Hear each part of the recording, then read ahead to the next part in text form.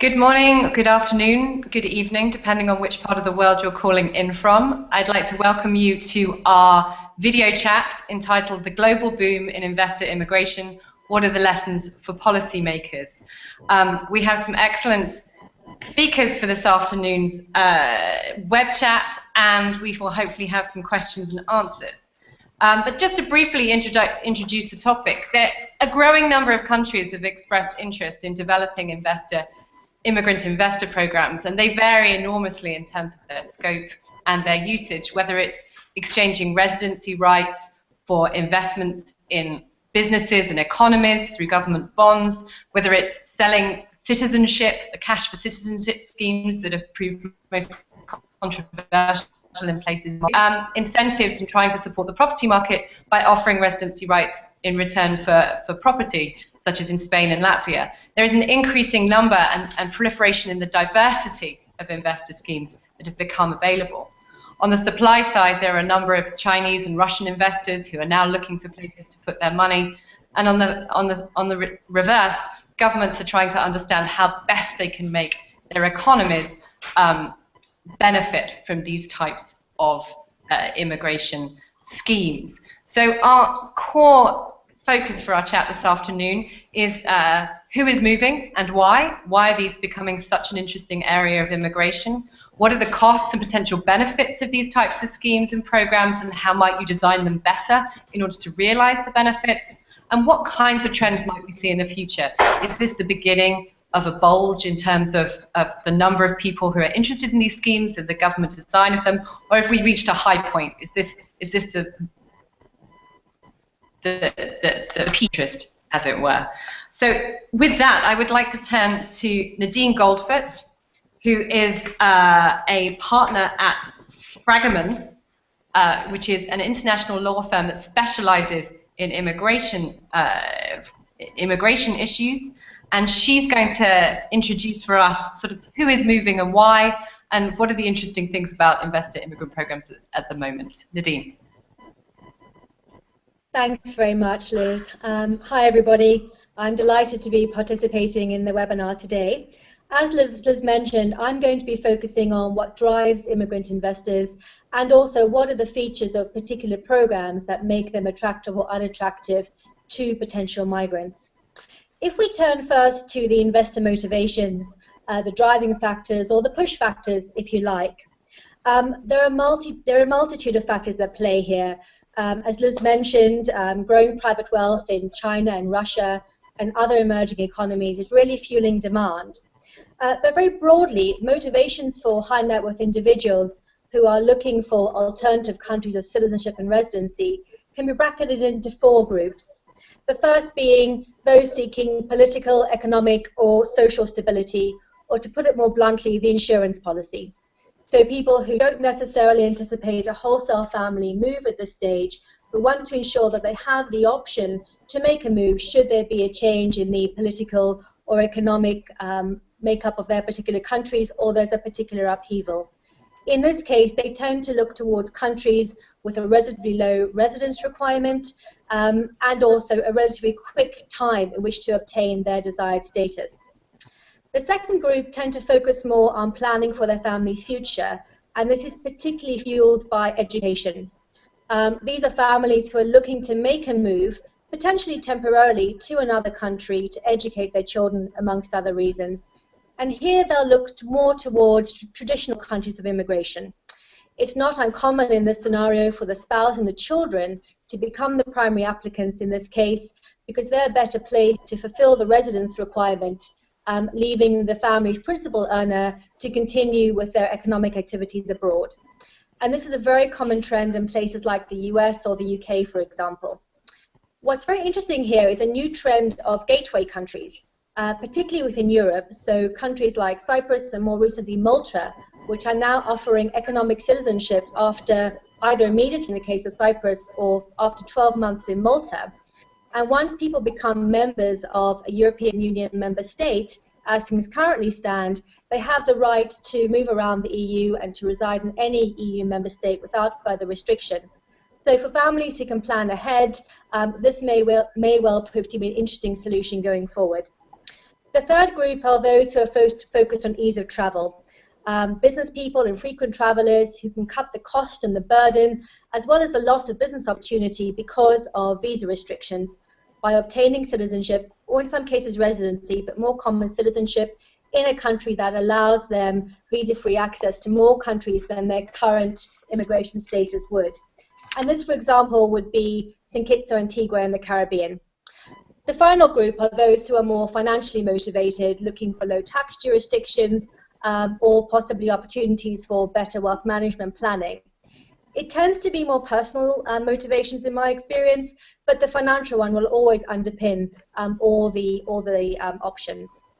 I also just want to point out that when looking at motivating factors, we must also look at the constraints that are upon high net worth migrants, particularly coming from the predominant sending countries in the emerging markets. And the most live and real issue at the moment is protectionist policies. For example, Russia recently introduced a requirement for their citizens to report any second citizenship or indeed residency, failure to do so carrying a criminal sanction. But also there are movements to hinder, opportunities to hinder movement altogether by way of foreign currency controls imposed in China or India or South Africa, for example. So having had a look at what the push factors are and the motivations, I briefly want to turn to what are the pull factors. What is it about particular countries and their offerings that make them attractive or indeed unattractive in some situations? And again, very broadly, these can be added into five different areas. The first one being the investment level. How much is required of the applicant to invest in the country, predominantly financially, but also of themselves? Is it a passive investment, or do they have to be actively involved in job creation or business activity in the country? And is there a requirement to purchase property over and above the investment threshold? Secondly is the family. Which members of the family will be able to apply? Will de facto spouses be able to apply? Will civil partners be able to apply? Will overage dependent children or also elderly dependent parents be able to apply? Very popular and also very culturally sensitive. What's on offer? That's very important. Is it citizenship? Is it permanent residency? Is it temporary residency leading to permanent residency? And in which case, how long will it take to obtain their desired status? It's important as well for people to be mindful of excluded nationalities. There are some nationalities which are excluded from a number of programs, for example, Iranians, some of which there's a blanket exclusion on, and others where they're excluded unless they are living outside of Iran. The fourth area, and critically important, is the residence requirement and social integration. How much of the applicant and their family's time will they have to commit to this to the country, and also are there any other requirements for integration such as language? And fifthly, it's the country itself. How attractive is it? Is it a stable economy? Is there a robust rule of law? These are all important factors for people to consider. Our reputation is very important as well. People don't want to be associated or have a status in a country which will later attract a reputational risk for themselves. So out of all these criteria, what is the most important in my experience? Well, the investment threshold is very, very important, but more so than that, it's the type of investment. In my experience, individuals would like to see income generating or returnable investments rather than capital, direct cash contributions. Equally, they prefer passive investments over ones requiring active involvement. Certainly where opportunities for dependent relatives, both elderly children and parents, is critically important, but also residence, in my experience, is critical. How much physical time do they have to spend there? Jurisdictions requiring less onerous residence requirements tend to be more popular, and perhaps that's even more important than the investment level itself. And finally, not to be overlooked, is the actual application process itself. Countries which offer a clear, transparent, speedy application process, which gives a level of certainty to it, tend to be more attractive than those which are lengthy, cumbersome, and often can be very subjective in nature. So just very quickly to finish off, how do these trends translate into the statistics of what we're actually seeing? Well, I think the first question is whether the newer programs and the fast-track options diminish the value of the more traditional countries of immigration. And I would say, looking at the statistics, there's no overwhelming trends of people preferring the newer jurisdictions over the more traditional ones. I think this is largely due to the holistic approach that investors will take. As Liz mentioned, there's been a sizable uptake in property-related investments in Portugal, in Spain, and in Latvia. And this is largely from the dominant sending countries such as Russia and China. But equally, there has been continuing interest in the traditional programs from these same dominant sending countries. If we just look at the UK, in the first quarter of 2014, there were 230 investor applications, 50% of which went to Russian and Chinese nationals. In Malta, since the inception of the Malta IIP in February this year up until August, Malta has received 200 applications which are currently in process, the vast majority of which have come from Russia. Same story or similar picture in Portugal. From the time the Portuguese residence program was initiated up until March of this year, there were 781 applications. 636 of those went to China. The remainder went to Russian, Brazilian, Angolan, and South African nationals. And Brazil, Angola, and South Africa having a historical connection with Portugal. So just in conclusion, what I would say is innately skeptical people or markets will always focus on safe havens. It's the flight to safety that's really attractive to them. And so there'll be a natural inclination towards, where possible, traditional countries of immigration. Places like the UK, the US, Hong Kong, Singapore. Interestingly, in China, Canada still continues to be the most popular program. But because it's not a viable option at the moment, we're seeing people who would have gone to Canada to move to the US, and hence a significant increase in number of EB-5 programs. Notwithstanding this, there is a continued and an increasing interest in the more the newer programs, such as Malta, and these are particularly effective if used strategically as well, such as gateway countries. But really, I'd say the most critical factor to bear in mind are that any motivation from a push and pull perspective, individuals will look at it holistically, and there'll be no one single driving force, but we need to look more broadly at the particular circumstances and also the geopolitical climate. Thanks very much, Liz. Thank you very much, Nadine. I think it's fascinating to really understand that the motivations are quite diverse and possibly quite different from what we might initially have thought. As I forgot to say right at the beginning, if you have questions, and I'm sure you all do have questions, please feel free to tweet us at migrationpolicy.org with hashtag MPIinvestor, or email questions to communications@migrationpolicy.org. And you can find that email also on our website. And with that, I'd like to turn to Madeline Sumption, who is MPI's Director of Research, who has been looking alongside Nadine and others exactly at how these investor schemes have been working in practice and how governments have been designing them. Madeline, please. Thanks, Liz. So yeah, I'm going to change gear a little bit and talk about what it is that governments are trying to get out of investor programs. What are they looking for? Are those programs meeting their expectations? And generally speaking, I would say that governments designing programs are looking for one or more of three main goals, which are to attract investment that will create jobs, to raise revenues that they can spend on various public programs, and to admit people who have business expertise that will then contribute actively to the economies after they arrive. Now, as Liz mentioned, governments have made some really very different choices when in seeking out those goals. But all three of them face, all of the governments who have programs face some similar policy questions, and they have to make choices in three major areas, which I'll just run through quickly.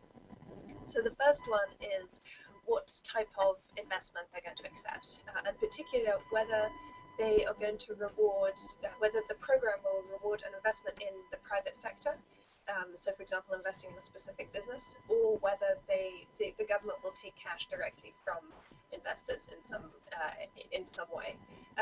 Now, to simplify the policy choices that governments make in this regard, the private sector business model is promising for governments because they see it as a direct way to have investment create jobs in their economy for local people. The drawback of that kind of this model, which is the one that is probably best known for the US EB-5 program, is that it can be quite difficult to control exactly where the money is going, because these are private sector transactions that the government is not directly involved in. And there have been a lot of issues around regulating the middlemen that have sprung up, the intermediaries that facilitate investments. And there have also been some criticisms that investors don't necessarily have an incentive to seek out the economic activities where their money is best used, because their real motivation in applying for the program is not to get a good return on investment. Their main motivation is to seek out a residency status. On the other end of the spectrum, we have a completely different model, which is the cash-based model. This, you can't really describe it as an investment in the sense that the person is not going to get their money back, but they essentially give some sum of money to the government in return for resident status. That's the model that was originally best known in the Caribbean, but is also now used in Malta. And the benefit of that model from a government perspective is that they have direct control over the money. So they know where the cash is going, and they can spend it on things that they deem to be national economic priorities. One of the main drawbacks of the model is that they are much more controversial politically, and I'm sure that we'll have a longer discussion about that in a moment. Now, second big policy question, other than what type of investment to accept, is a residence requirement, and Nadine talked a little bit about this already. This is essentially, the question really is this really immigration? Are people going to have to live in the country where they're settling, or can it be a more casual visitor kind of relationship? Now, some countries, particularly the traditional immigration countries like the UK or Australia or New Zealand, require people to spend a certain amount of time in the country and to genuinely settle there. Others don't, and so that's either countries that are offering citizenship straight away, which means that the people generally have to spend almost no time in the country after they get their passport, or countries that have offer a temporary permit that is indefinitely renewable, and they may have to visit the country only once or twice a year. Now, those latter programs that don't require residence are more often used for people who either are looking for the insurance policy that Nadine talked about, or that are looking for visa-free travel. And from a policy perspective, this really matters, because whether investors are required to live in the country shapes how actively involved they're likely to become in its economy, and it also affects how other countries see their programs. And in some cases, there's been a little bit of discomfort around the idea that the countries are selling access not to their own country, but to other jurisdictions that offer them visa-free travel. So this leads me to a third big policy question, which is how governments mitigate the risks that come with investor programs, and particularly how they screen out criminals or other fraudsters who may want to use the programs to facilitate illicit activities. Now, all governments conduct some level of due diligence on the individuals who apply for the programs to make sure that their funds were obtained in a legal way and that they don't have a criminal background. That said, there are still some risks for governments running these programs, because no screening procedure is 100% effective. And even if they do everything they ought to on the due diligence side, there remains a risk that there could be a high-profile scandal of an individual who slipped through the net, and that damages the reputation of their programs. So, just to sum up, I would say that the governments, when they're designing the programs, they have to reconcile a number of competing considerations that can be quite difficult. So they need to create a program that has real economic benefits, and actually, there are some programs, and we can talk a little bit more about this in the discussion, there's some cases where I think governments just really aren't getting a very good deal. They also need to have a program that is attractive to investors that people want to apply to, and they need a program that inspires public trust.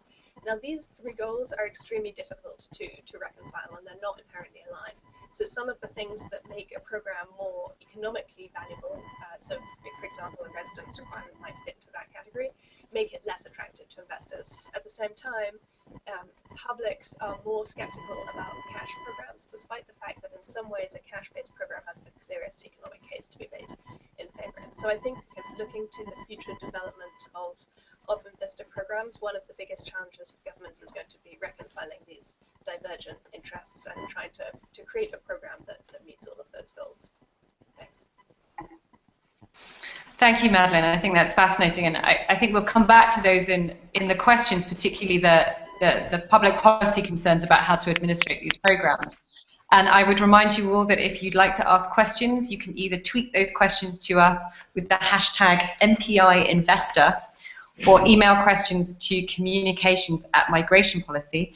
And with that, I'd like to turn to our third and final speaker for this morning, Tusa Araxia Abrahamian, I almost got that right, who's going to discuss a little more the context in which these investor visas lie. What are public concerns about them? What's the industry that's grown up around investor visa schemes, and what might we want to think about in the future? Thank you. Hi, nice to be here. Before I start, just a couple of caveats. I'm not in the position to make any policy recommendations because I'm a mere journalist. I just write about this stuff. So that's I'll just start with that. I have, however, been covering the industry on and off for about 3 years, and it's been fascinating to watch it grow. Lots and lots of little mini industries are growing around it. So there's a little due diligence industry that's growing. There's the agents that arrange these, that broker these deals between the countries and the rich investors, and lawyers, tax attorneys, you name it. Lots of people coming together around these programs. They have been contentious, and so I'm going to run through some of the most common objections to these programs from the public's perspective, and talk a little bit about what brings those about. So the main reason that people who aren't investors or academics or researchers are interested in this is that they are shocked, absolutely shocked by this concept of selling citizenship. Many people find it, think it's a travesty, they find it distasteful, and they are offended by it. And that's a kind of a nationalistic point of view. They're starting from the perspective that citizenship is a sort of sacred right that should not be bought. One could say that this is a very old-fashioned point of view.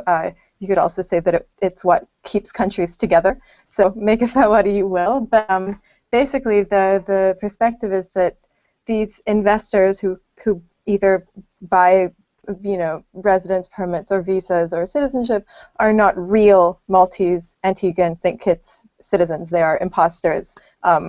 It's kind of xenophobic, really, when you think about it,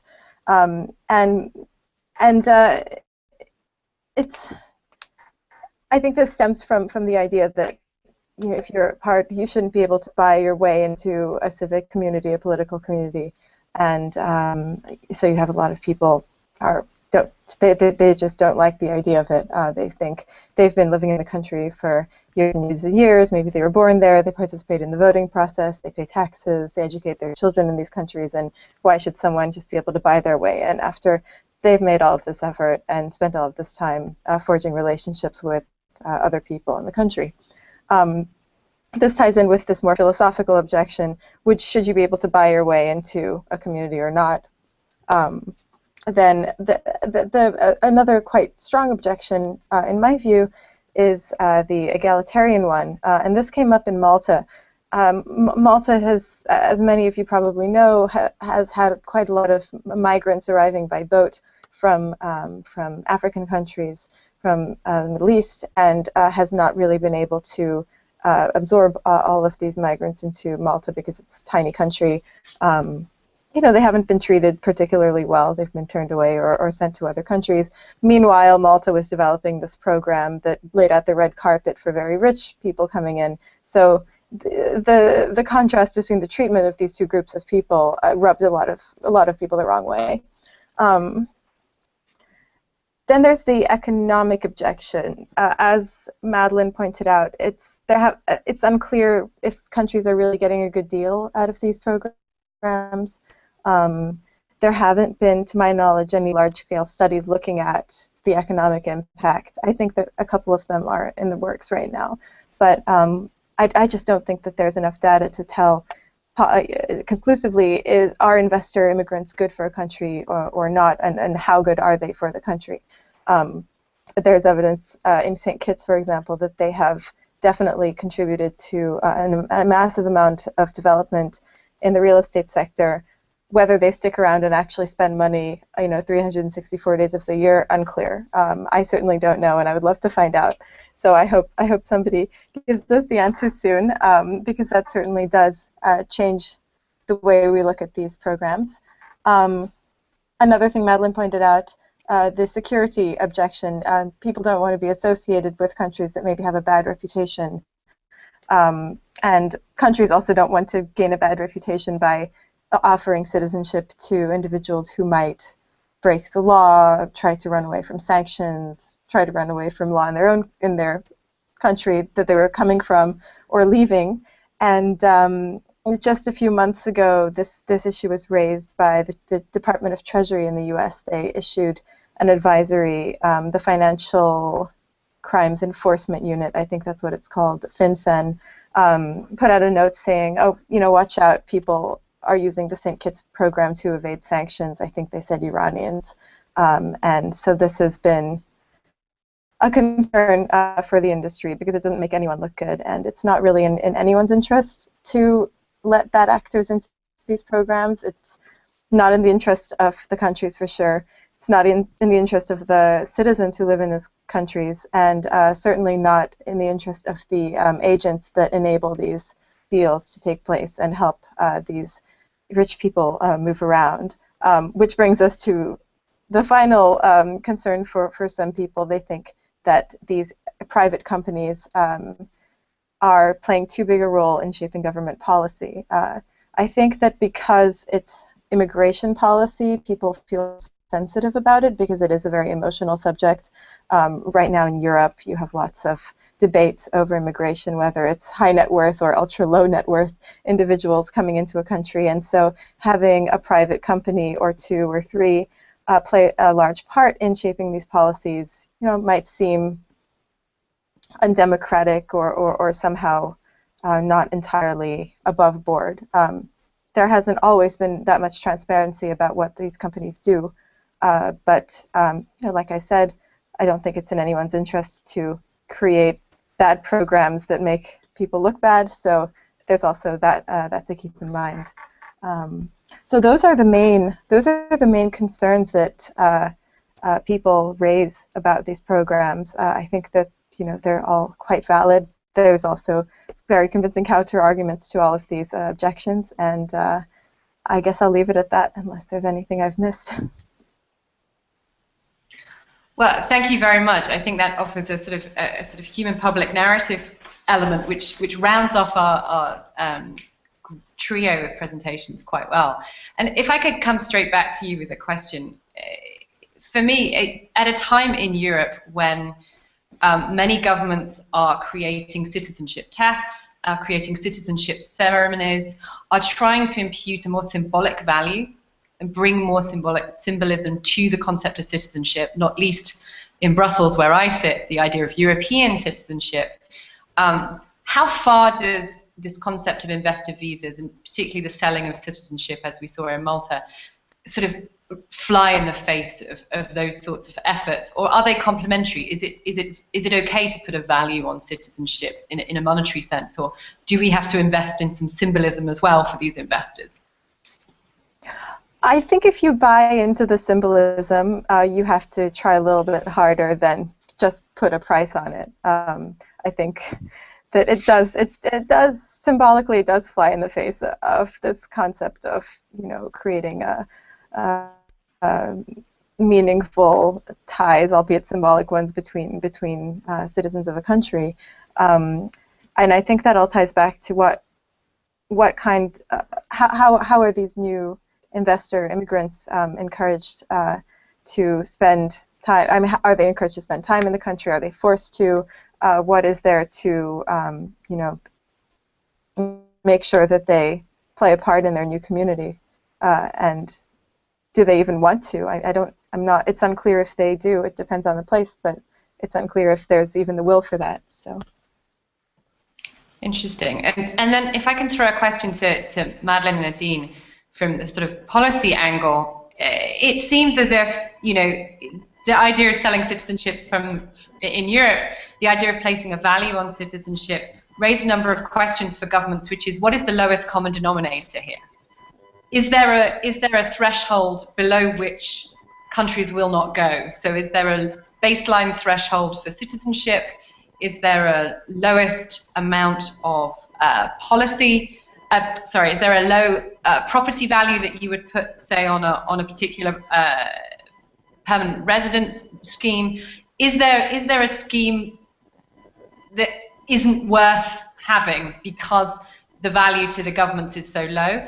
And that's probably for Madeline and for Nadine on the investor side. Are there certain schemes that it doesn't matter where it is, investors just aren't going to be interested, however cheap the property and the access to citizenship? There are just circumstances that aren't going to make it worthwhile. So perhaps Madeline first, and then throw that to Nadine. Yeah, I think that's a good question, and there's been a lot of discussion recently about how competitive is the market. Do countries with more programs, will countries have to bid down their prices, and what is the actual value? And I think in practice the answer is really no one knows. There's been a lot of trial and error in these programs, and so typically a government will start with a particular package, which a certain amount of investment and certain regulatory requirements that come with it. And then basically they look at how many applicants they get, and they adjust it up or down depending on whether they feel that they're getting enough people for the program. So if you look at the Netherlands, for example, they introduced a new program and had only one applicant within the first several months, and then they kind of loosened some of the regulatory requirements, made it easier to facilitate those deals in order to attract some more applicants. France also has a program that it's had for several years and has had exceptionally few applicants, I think less than 10. And then on the other hand, you have programs like Latvia where they increased the threshold because they were getting so many people to their program that it started to become controversial. So that's in terms of the numbers. On the policy side, I mean, I think there are some programs. One of the interesting things about this field is that there are a number of programs which don't really seem to be worth having from an economic perspective. I think the most obvious example here is take a country like the UK, which is a very popular destination. They have a lot of people willing to apply, and they have the transaction of choice there is a government bond that bears interest. So the investor puts £1 million into this transaction. They get their money back with interest, if depending on how the market works, and there really isn't even a theoretical reason to believe that that transaction is beneficial to the UK economy. And the Migration Advisory Committee in the UK actually recently put out a report arguing very convincingly that there is no economic benefit from that these people may come to the country and spend money and do other good things there, but that the transaction itself is not useful. So I think now a lot of governments introduce programs. There's been a flurry of activity, and I think that some of them are beginning to pull back a little bit and say, hang on, is this actually, are we getting a good deal? How can we make sure that we're getting more active contributors, or that we are not selling ourselves short, that we're actually kind of valuing what we're giving away in an appropriate way. So you think we might be heading into a period of market adjustment in that regard? Nadine. Thanks, Liz. Yes, no, I think both agreeing with what Atiza and Madeline said, there is absolutely a limit at which, no matter what the jurisdiction is, it's not going to be attractive to potential migrants. So Atiza made the point of it's questionable, whether or not individuals, high net worth individuals who are looking for these alternative countries of citizenship or migration actually have an interest in investing in the country and committing to the country, becoming part of the community, or is this purely a means to an end and the ultimate aim is citizenship or residency, which they may or may not choose to activate at some time in the future. And I think that's the reality of it. For a lot of people, they are amassing very significant wealth in their home countries. For the time being, it's safe and stable for them to continue. There is fears that may change, and so they want to make sure they've got a solution should that take place. But there's no immediate desire to relocate or indeed to commit significant amount of time to another country. So what is it that's interesting for investors? We have to have a look at that. And no matter how low the investment threshold is, which would have negative impact from a country perspective, for the individual migrant, they need to understand what they get out of it. And a classic example is the balance between the investment threshold and the residence requirement. Madeline mentioned the discussions in the UK at the moment. around whether or not the UK Tier 1 investor visa does in fact generate a significant benefit for the UK economy. And I think most people would agree the conclusion in its current form, the answer is no. The government have recently announced an increase from the minimum threshold from £1 to £2 million, which will take effect on the 6th of November. They've also removed the topping up provision. So by default, people are no longer going to be forced to invest in very low-risk investments like government bonds, but will have a little bit more freedom and flexibility to invest perhaps in more private equity, where we will see some benefit. But at the end of the day, what migrants want to understand is what do they get out of it? So looking at the UK, there was an option, or is an option, to invest higher sums of money, so 5 million or 10 million, in return for which they get permanent residence after 2 or 3 years.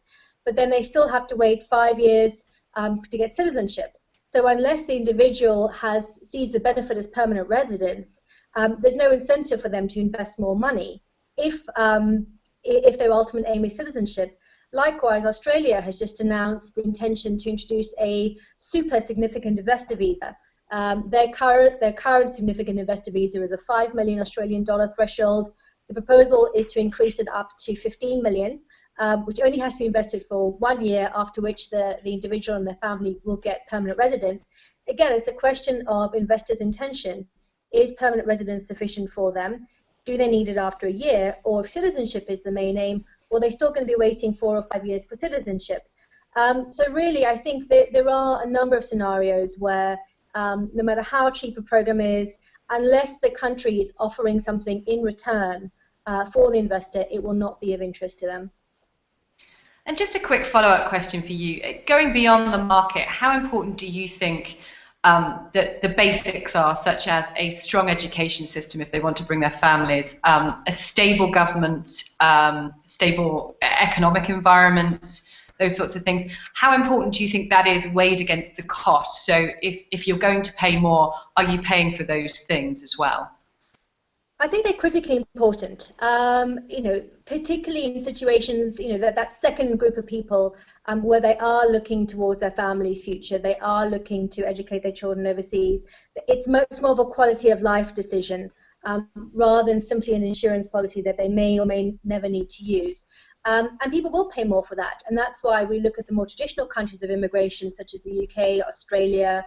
Hong Kong is probably not the best example at the moment, but those countries like the US, where the investment thresholds are much higher than places like, say, Latvia or Hungary or Bulgaria, but what you get in return in terms of quality of life and also in terms of reputation are vitally important. I speak to a number of clients who, when you discuss potential options with them, they will consider the reputation of that country and their association with it. I think Madeline made the point as well, that people don't want to be associated with a country that carries a reputational risk for them, caused by other applicants. So people will pay more for it, but that is only one, possibly 2 groups of people. If the ultimate aim is purely ease of travel, there's no intention of relocating, and there's no fear of the need to relocate in the future, it's purely facilitating easier travel, then those factors are going to be less important, which is why people are still very interested in places like St. Kitts and Antigua and the Caribbean solutions, which are very helpful in the ease of travel bucket, but won't necessarily be somewhere you'd want to educate your children. Great, thank you. We have a question now on the links between organized crime and investor visas, and that really speaks to the idea that investors might be drawn to places that organized crime might follow investors. So if there is an increase of citizenships for particular nationalities in particular regions in the Caribbean or Spain, then transnational organized crime might follow those people. And I wonder, Atusa, would you have any thoughts on that, and whether there is something beyond the initial security checks that government should be thinking about in terms of organized criminal networks, or is this an entirely legitimate industry?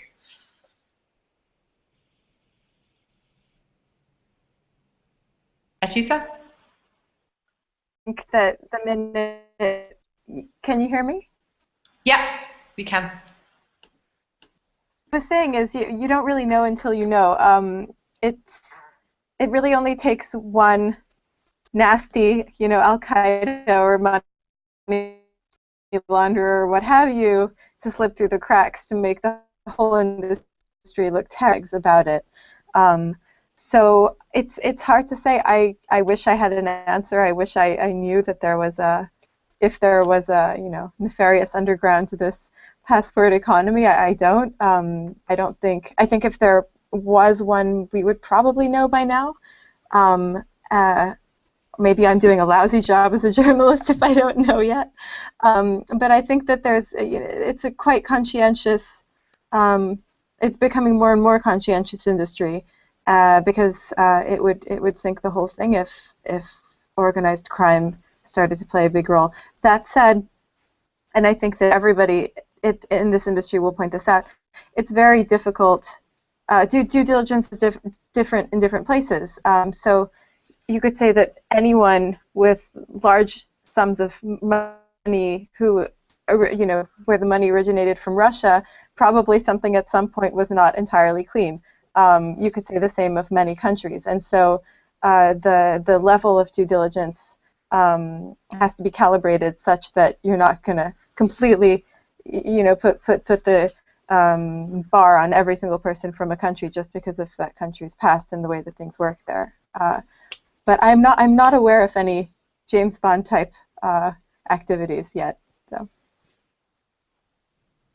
I think it will make for a great thriller summer read if we do find a link between organised crime and investor visas, and I look forward to reading it when Madeline will write that for me. I will add that. Please. I will add one thing though, and that's that there's these above board public programs that are becoming more and more well known and popular. Obviously, also an underground market for passports are not necessarily approved by. Different story. I'm in these two worlds.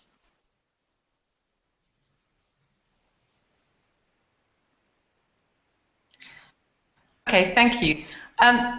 If I can ask a question for Madeline, which is more about how investor visas fit in with the broader immigration system. It has been suggested in some countries that in some ways investor visas can act as an alternative to other channels of entry if those channels are particularly strict or bureaucratically onerous, and specifically that investor visas might be used as an alternative to intra-corporate transferees for companies if they know that by using the investor visa route they might be able to circumvent some of the paperwork and some of the criteria of intra-corporate transferees, or perhaps even high-end labor channels. And I just wondered whether you had any thoughts about where that fits in, or are we talking about a tiny number of people and this is a negligible group? And in that context, I wonder if you could say one or two things. We've had a question that looks at the E2 treaty investor visas and whether there is a prospect for them to ever obtain green card residency, or whether this is a short-term channel. Yes, so I think that it's a good question. There is some potential for substitution between investors and other routes. It's obviously it's small numbers of people who can afford to apply to these programs, and while as a field there are a lot of really interesting policy questions and philosophical issues to grapple with, it tends in a country like the US or the UK or Australia that have a lot of immigration, these flows tend to be a pretty small percentage of the whole. Obviously, if you're looking at Caribbean countries, they're actually pretty large numbers compared to the very small populations of those countries. But if you look at the traditional destinations, I think there is some potential for substitution, firstly for work visas, especially in countries that require employer sponsorship of a work visa, for investors and entrepreneurs who don't necessarily want to go through what can in many cases be a multi-year process. If they do have a lot of money, then that's one one route that they can take. Another route, one substitution we do see is actually with international students. So people can come on a student visa and study in the US or the UK, for example, but they can also come as an investor. And according to immigration lawyers who work in this field, it is actually not uncommon for a wealthy businessman, for example, in China, to give the money to their son or daughter so that they can apply as the principal applicant and come as an investor rather than having to have a student visa. In the US, if you work out the timing, then that can get you access to in-state tuition rates, for example, in the University of California system, which is quite prestigious. So there could be a significant saving by taking the investor route rather than another route. On the question about the E2 visa, this, for those listeners who are not familiar with the E2, this is a slightly odd feature of the U.S. immigration system. It's an investor visa, but it only gives temporary status, and it's indefinitely renewable as long as people continue to be involved in trade or investment activities. And it was originally designed as part of bilateral agreements with specific countries that these individuals are coming from, and it was not seen as a visa that was supposed to facilitate permanent settlement, which happens through a separate system. So this has led to a situation that many people see as anomalous, in which people can be in the United States for sometimes decades on this visa with no route to a green card. There had been some discussion about changing that so that there would be an opportunity to apply for permanent residence after some time. Unfortunately, the U.S. immigration debate has stalled in Congress at the moment. There are a lot of issues for reform on the table, and none of them have been able to break through into any sort of legislation. So for the moment, the prospects of any changes in the E2 visa system for investors also seem relatively small. Thank you. And we've had another question that it's sort of strictly, if I can throw that back to you, Madeline, strictly in economic terms, how are governments using the proceeds that they get from investor visas? If you could just give us a very quick, broad overview. Sure. So in all of the models that use that reward a private sector investment, the governments actually aren't getting any proceeds for that. The idea of those programs is that all of the job creation will take place in the private sector, and that governments will have a relatively limited role. The place where governments do have direct proceeds are if it's a cash model, so giving a lump sum fee in return for citizenship, or also a kind of a similar model that also provides cash to the government, but in a slightly less transparent way, which is through a zero interest bond, so basically a loan that the investor gives. Now, those funds have been used in different ways. The Caribbean countries, for example, generally set up national development funds of some kind that then disperse the money over time to infrastructure projects. For example, in the Caribbean, there's been a lot of focus on developing the tourist industry and providing the roads and the plumbing and all of those things that are required to boost that industry. In Malta, there's also going to be a national development fund that I don't think the decisions have been made yet, if I'm correct on that, exactly what the money will be spent on, but priorities such as education had been mentioned.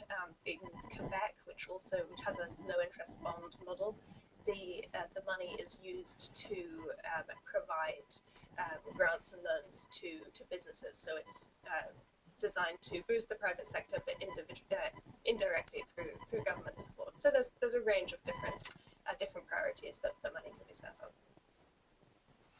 Thanks very much. And Nadine, we have a question here about industry regulation and the idea that some of those intermediaries who link investors to the investments they might eventually make in order to get a visa are largely unregulated, and some of them might be fraudulent. I know there have been some recent issues in the United States, and also the idea that some of those advising governments have undue influence on those governments that they're advising.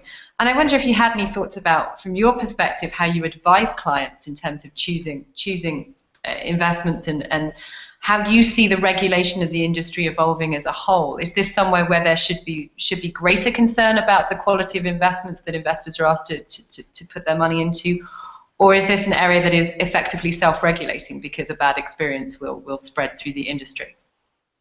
No, I think it's a really good question, and we've seen recently concerns in, for example, places like Portugal and Spain, predominantly Portugal, where the key focus is property investment. And having spoken to colleagues on the ground there, my understanding is that the prices of the properties that are being sold to people qualifying for the golden residence permit are being inflated, largely because of the vast sums of money that are being claimed by the intermediaries in order to make the introduction to the developers.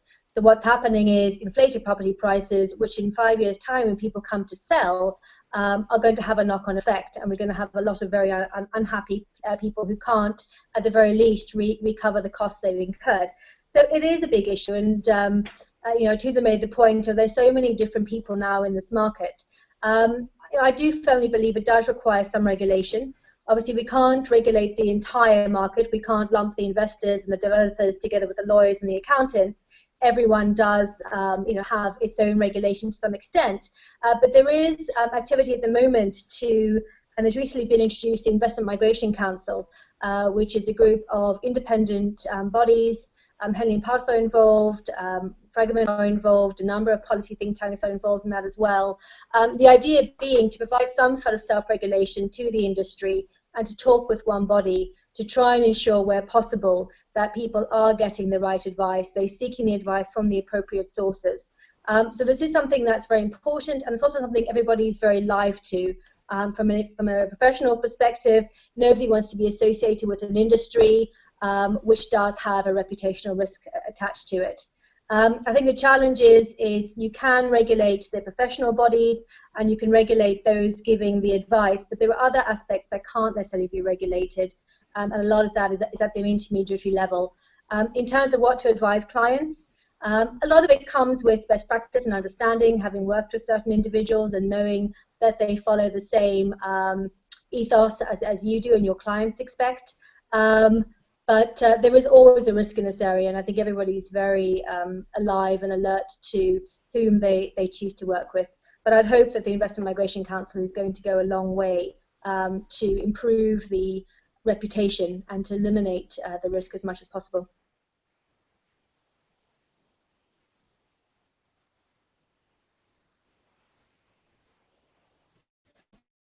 Liz, you need to unmute yourself. I've unmuted and muted myself several times now and done it the wrong way. So sorry about that, user error, which was inevitable after 50 minutes. We're just coming to the end of this web chat. So I just want to ask our three panelists just one final question, more of a blue sky. Where do you think investor visas might go in the future? And if you were going to make one critical change to design, what would it be?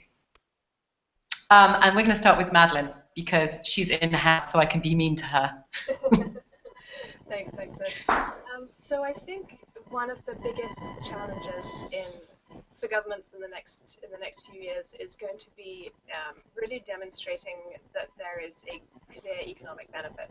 These programs are very controversial, and some of the reasons that people are uncomfortable with investor programs, some of them can be mitigated. Some of them, like the idea that it's not, the discomfort with the idea of selling citizenship, those problems are never going to go away. But I think for governments who want to try and run a successful program that inspires public confidence, demonstrating a clear economic benefit is going to be important. And it's not a question of messaging. This is a question of actually having a program that does bring benefits. So I think rethinking some of those models, like the ones based on government bonds and probably the ones based just on a property purchase, would be necessary if you're trying to get a really clear and measurable benefit out of those programs. I think we're going to see some more countries doing what Australia and Canada, and now it looks like also the UK may be doing, which is to try and seek out people with that are going to make more active contributions rather than just relying on this one-off transaction. Try to find ways of bringing in people who will actually be more actively involved. And then I think in terms of the general global scene, I think that the demand for the program, we've seen a little bit of slowing of growth in the developing world, but there are still huge and growing numbers of very wealthy people in emerging economies in particular who want to buy into these programs. And from the government perspective, there is still a lot of governments that find the idea very compelling and that want to be able to use these programs to boost economic growth. So I think that there will be a compelling motivation for the programs to continue. It'll just be a question of trying to kind of keep them on the straight and narrow, make sure that the due diligence is good, avoid scandals, and make sure that that they're managing the programs in a way that is ultimately economically beneficial. Thank you. And Nadine?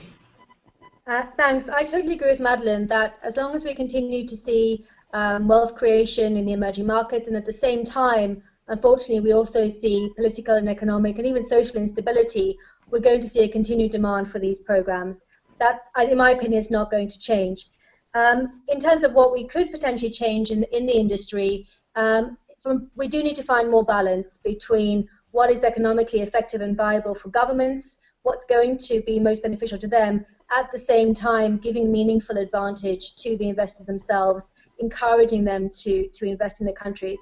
And then lastly, I'd say we do need to change the debate around investor immigration and citizenship, cash for citizenship. Often what happens in certain jurisdictions where there's a lot of pushback is immigration is all bucketed together. So people don't differentiate, and this is very common in the EU at the moment, particularly in the UK. People are differentiating between European Union migrants, between investor migrants, between people coming in sponsored by employers, and everyone is being bucketed together, creating a lot of social unrest. So it's creating a more positive debate around investor immigration and economic citizenship, and I think to some extent acknowledging that it's the ultimate social contract. Here's somebody who actively wants to be involved in a society, in a community. They're willing to pay for it. Yes, they absolutely have to adhere to the laws and the regulations and the contribution to that society. But if that contract is agreed, then it can be a very positive step going forward. Thanks. Thanks very much. And, I think that's an important point in terms of thinking about the social contract and the ultimate social contract, because as Atusa pointed out in her presentation, some people do want to be very involved in the country, but how do we deal with those who don't? And with that, can I pass the last word over to Atusa?